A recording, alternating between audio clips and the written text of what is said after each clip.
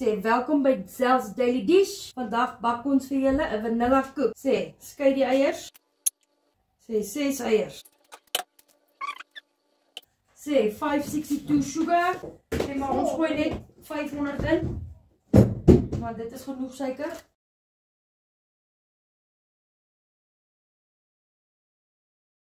Ons dit gooi eers die eierwitte.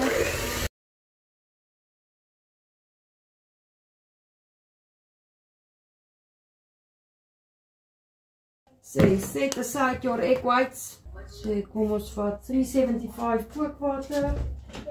Sê, 187.50 olie. 6 eiergele. 2 koppies suiker. 375 ml kookwater. 187.5 ml olie. En 7 ml vanilla.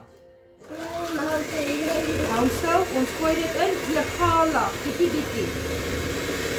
Anders ook die eier.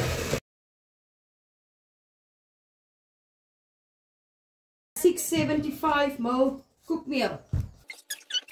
Sê, dis 2,5 koppies. Dan vat ons bakpoeier 4 teelepels. Eintlik 4,5 want is 22.5. Sê, let's recap.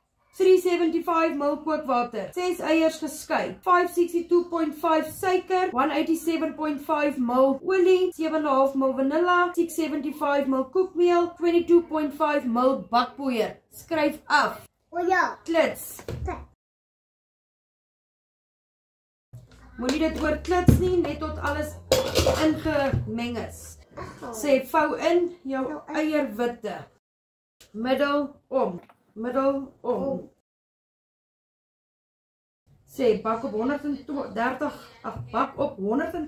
grade Celsius. Ja. Vir 30 tot 40 minute. Sê, elke stoof verskil, hou maar dop. Sê, vat 'n pan. Sê, as jy nie sprei en koek het nie, dan smeer jy jou pan onder 'n bietjie botter. Jy vat sommer 'n sakkie en smeer jou pan botter. Maar as jy sprei en koek het, dan spuit jy hom sommer sprei en koek. Kom jy help my? Of was die bak? Tilt hom.